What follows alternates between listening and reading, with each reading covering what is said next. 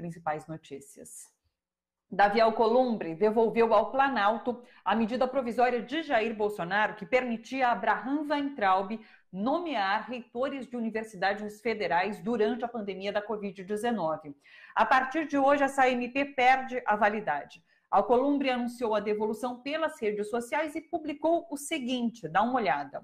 Acabo de assinar o expediente de devolução da MP 979, que trata da designação de reitores por violação aos princípios constitucionais da autonomia e da gestão democrática das universidades.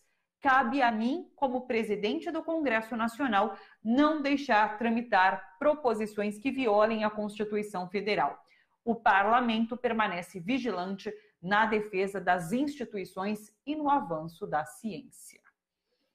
No STF, o ministro Edson Fachin votou por manter Abraham Weintraub no inquérito das fake news. O pedido para a retirada de Weintraub dessa investigação foi feita pelo ministro da Justiça, André Mendonça. Fachin, ele é relator desse processo que corre no STF e foi o primeiro a votar ontem à noite, mas essa votação será retomada na próxima semana. Olha essa frase, errei e aprendi com o meu erro. Essa frase foi dita ontem pelo general americano Mark Milley num pedido de desculpas por ter caminhado ao lado de Donald Trump quando o presidente resolveu posar para fotos em frente à Casa Branca em meio aos protestos antirracistas nos Estados Unidos. Para que o presidente pudesse sair da residência oficial e fosse até a igreja St. John, no outro lado da rua, a Guarda Nacional agiu com muita violência na retirada dos manifestantes. Num vídeo exibido na Universidade de Defesa para futuros cadetes, Milley disse o seguinte, abre aspas, eu não deveria estar lá. A minha presença criou a impressão de que os militares estão envolvidos em política doméstica. Precisamos honrar um princípio essencial da República, o de que as Forças Armadas não são políticas, fecha aspas. Essa foi a fala do general americano. Agora, eu chamo para conversar com a gente o Leandro Fortes e para trazer justamente essa discussão aqui para o Brasil. Oi, Leandro, tudo bom? Olá, Thalita, tudo bem? Tudo certo. Leandro, vamos trazer então essa reflexão aqui para o Brasil. A gente sabe que há no governo Bolsonaro militares da ativa, né? E eu fico curiosa para saber como uma fala como essa impactou nesses militares que fazem parte do governo nesse momento. E daí eu trago ainda um adendo a tudo isso, a esse contexto. O general Ramos, que é chefe da Secretaria de Governo, deu uma entrevista à revista Veja, que foi publicada hoje, e daí ele diz o seguinte, quando questionado sobre possibilidade de um golpe, inclusive. Ele fala, é ultrajante e ofensivo dizer que as Forças Armadas, em particular o Exército, vão dar golpe, que as Forças Armadas vão quebrar o regime democrático. O próprio presidente nunca pregou o golpe. Agora, o outro lado tende a entender também o seguinte, 2 pontos, não estica a corda. Como que você vê todo esse contexto, Leandro?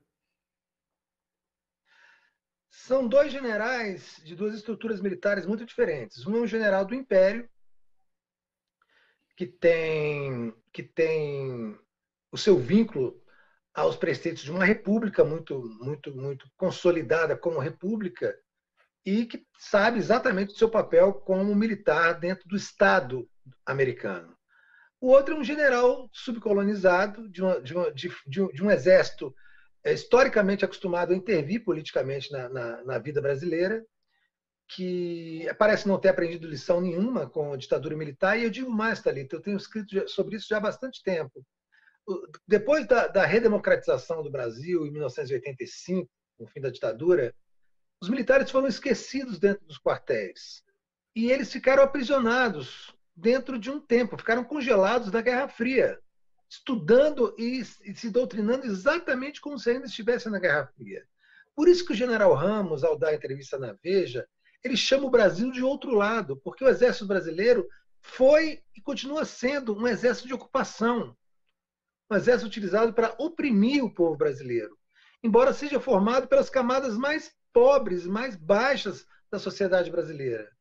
E essas pessoas, quando chegam ao oficialato no Exército, os cadetes e viram oficiais do Exército, e também da Marinha e da Aeronáutica, eles passam por um processo relativamente rápido de ascensão social, e acreditam que essa seção social também é pertencimento. E não é. Eles são tratados, eram tratados já na República Velha, continuaram sendo durante o processo que levou à ditadura militar e continuaram depois da ditadura militar, continuaram sendo cães de guarda da classe dominante.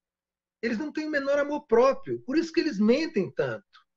Eles mentiram durante a ditadura, mentiram depois da ditadura e continuam mentindo, porque eles foram acostumados a mentir, porque eles são ordenados a mentir.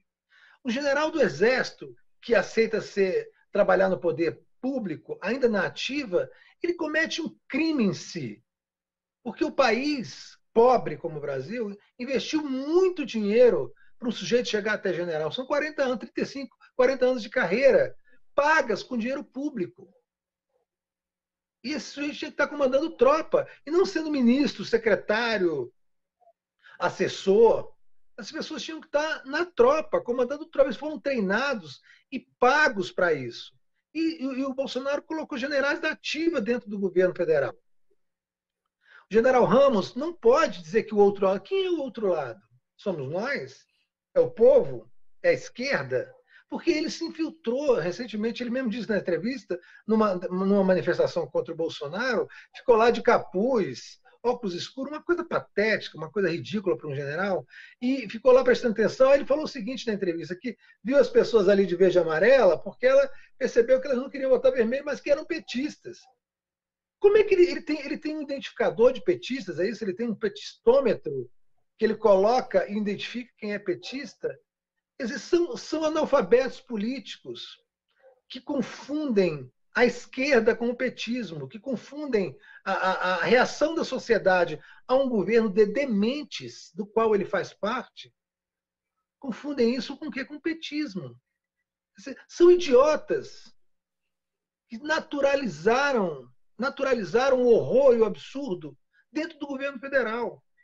Então, na mesma hora que um general das Forças Armadas dos Estados Unidos, que são as Forças Armadas mais importantes, mais fortes do mundo, né, ele vai pedir desculpas na frente de cadetes por ter participado de uma caminhada onde ele deu a impressão de que estaria aliado ao poder, à política caseira, à política comezinha.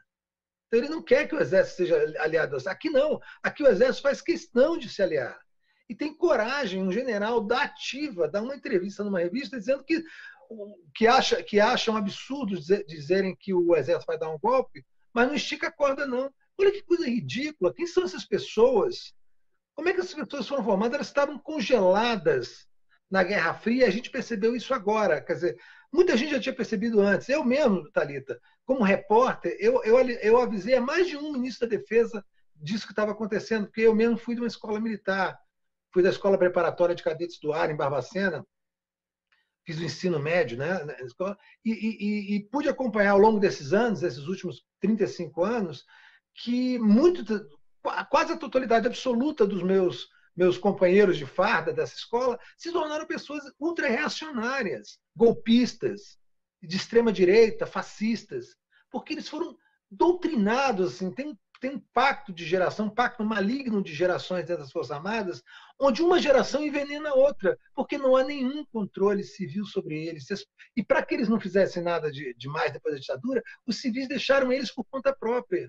Essa é uma lição que a gente vai ter que aprender em algum momento, que quando o Brasil voltar a ser um país de verdade, não esse vexame internacional que nós somos hoje, o Poder Civil vai ter que intervir na formação dos jovens militares brasileiros, porque dos velhos não adianta, porque cachorro velho não aprende truque novo. Mas dos jovens militares vão ter que entrar dentro das escolas militares para que não saiam mais general Ramos, para que não formem mais general Helenos da vida, para que não saiam mais capitães Bolsonaros de dentro das nossas Forças Armadas, porque eles envergonham a farda e a história das Forças Armadas brasileiras. Essa questão do pedido de desculpa é bastante simbólico. Como você disse, existe essa mentira que é levada sempre para frente, né, em relação ao que foi, por exemplo, o regime militar, e que até hoje os militares não reconhecem que aquilo foi um erro de fato, né, e essa mentira vai sendo alimentada. Você acredita que se houvesse essa tomada de consciência em algum momento da nossa história recente, não teríamos acabado nesse ponto a que chegamos hoje? Se, de alguma forma, o Poder Civil tivesse intervido na formação dos militares, logo depois do fim da ditadura, na formação que eu falo, na formação mesmo, dos jovens militares, nas academias, nas escolas preparatórias, nas escolas de sargento, nas escolas de formação militar, nos colégios militares, se tivesse havido uma intervenção de fato no currículo, no tipo de professor, na visão de país, né? Você vai no colégio militar, até hoje, os professores são orientados a negar o golpe de 64. Os professores são negados a dizer que houve tortura. Os militares mentem até hoje sobre a tortura, mentem sobre os assassinatos. Eles foram treinados para mentir. E é um paradoxo, Thalita, porque na formação do militar, eles trabalham muito dentro de chavões, né, que são massivamente colocados na cabeça dos cadetes, por exemplo, de honra, dever, patriotismo e tal, mas que não se coadunam com o fato de que eles são mentirosos. Eles mentem o tempo todo. Você vê o ministro da Saúde, que é um general da ativa, um sujeito absolutamente despreparado para o cargo, um general de logística, ele é um mentiroso. Ele foi orientado a mentir sobre os dados da Covid. Foi preciso que a sociedade, de alguma forma, se organizasse para que o país e o mundo soubessem o que está acontecendo hoje no Brasil. Porque o ministro da Saúde, que é um general do Exército, da ativa, é um mentiroso. E a gente tem alguma coisa errada. A gente não pode ter militares mentirosos. Tem alguma coisa muito errada na formação desses militares. Você vê, e o Bolsonaro certamente pegou os piores militares que nós temos para trabalhar com ele, porque são pessoas muito ruins, né? Só pessoas com graves problemas de caráter poderiam aceitar trabalhar num governo como esse. Bons militares não fariam isso. A minha dúvida é se nós temos de fato ainda bons militares. É preciso que, de alguma forma, a gente também retire desse desastre, que é esse governo de dementes, uma lição sobre essa questão militar. Nós temos péssimos militares. Nós temos militares que nos envergonham diante do mundo e envergonham a história das Forças Armadas. Nós temos Forças Armadas, nós temos boas histórias nas Forças Armadas. Então, a gente precisa resgatar essas boas histórias e fazer com que os militares sejam formados dentro desse conceito do bom militar, do militar realmente patriótico, e não do militar que faz parte de um exército de ocupação e que vê uma parte da sociedade como o outro, como o general Ramos disse na entrevista da revista Veja. Leandro, quero te ouvir sobre o Ministério das Comunicações e orçamento, inclusive, que agora vão para o Centrão, né? Ministério e orçamento para o Centrão, com o deputado assumindo ali a chefia do Ministério das Comunicações. Como que você viu toda essa movimentação? Thalita, essa nossa conversa aqui semanal é boa porque a gente tem um trabalho, né? A TVT tem esse trabalho, você tem, eu ajudo esse trabalho de vocês, para que a população não naturalize absurdos. E essa nomeação do genro de Silvio Santos para o Ministério das Comunicações é um absurdo. É a utilização do erário, né, do espaço público, para agradar uma televisão que tá em maus lençóis financeiros, porque é gerenciada por um sujeito que está completamente gagá, e que é um puxa-saco doentio, sempre foi, né? Um arrivista, um bajulador clássico, né, que já puxava o saco da ditadura militar. Então, o Ministério das Comunicações foi recriado. Primeiro porque antes, quando ele foi fechado, diziam que era um absurdo, era um gasto desnecessário. Agora ele foi recriado para colocar um deputado que é um conhecido playboy do Rio Grande do Norte, que não tem nenhum compromisso, zero de compromisso com a comunicação pública ou com a questão pública em geral. É casado com a filha do Silvio Santos, né? que é uma evangélica, no pior sentido da palavra possível, e que está a serviço de uma emissora de televisão. Ele está usando o dinheiro público e um cargo, um espaço público, para alinhar mais uma emissora, como ele já tem a Record, de certa forma, a CNN Brasil, ao bolsonarismo. Está botando dinheiro, da mesma maneira que botou a discussão do orçamento público da União na mão dos bandidos do Centrão. Bandidos esses que eles acusaram tremendamente os governos do PT de lançar mão. E agora, depois falaram que é um absurdo, que iam fazer uma nova política sem se meter com a escória, eles colocaram a escória dentro do orçamento da União. Hoje, um dos luminares da República bolsonarista é o ex-deputado Roberto Jefferson, né? Um salteador, um sujeito sem nenhum escrúpulo. E essas pessoas, por exemplo, o general Ramos e o general Helena, eles estão tendo que se explicar, dando explicações patéticas, ridículas, assim, vexaminosas, para justificar a aproximação deles também com essa gente. Então, assim, não há a menor chance, Thalita, a menor chance desse governo um dia se transformar numa coisa que orgulhe o país. Esse governo é um vexame, é um desastre, e tudo que a gente pode esperar é que ele acabe o mais rapidamente possível. Nesse sentido, uma última pergunta. A expectativa é para domingo, né? Porque, conforme a gente já viu nos 2 últimos finais de semana, antifascistas, movimentos populares, pessoas que são contrárias a esse governo foram às ruas. E nesse domingo não deve ser diferente. Eles devem tomar as ruas de novo e juntamente com apoiadores de Bolsonaro, em menor grupo, como a gente também viu nesses últimos finais de semana. Que expectativa que você tem em relação a essa movimentação, principalmente no domingo? E lembrando que também é no domingo que Bolsonaro costuma ir a público ali em Brasília, né, para fazer cumprimentos aos apoiadores, a fazer falas de vez em quando. Qual a expectativa? A minha expectativa é que essa valsa democrática não vai nos levar a lugar nenhum. Né? Porque, primeiro que é perigoso, Thalita, sair às ruas em plena pandemia. Eu entendo muito bem a coragem de certas pessoas, porque os bolsonaristas vão porque são irresponsáveis, e são negacionistas, e são idiotas.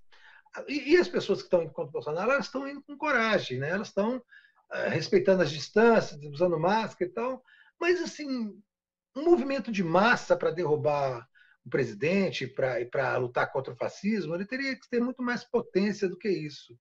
Eu obviamente não condeno, não sou ninguém para condenar quem está indo à rua, mas o que a gente precisa é de uma ação das instituições.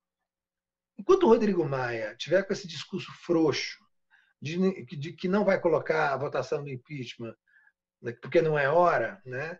Enquanto o presidente do Congresso Nacional, Davi Alcolumbre, continua também com esse mesmo discurso frouxo, embora tenha feito uma coisa boa e devolver a medida provisória do Weintraub, assim, enquanto o Supremo Tribunal Federal também continuar com esse discurso frouxo, aceitando as coisas todas, deixando a corda esticar para o lado deles, a gente não vai a lugar nenhum.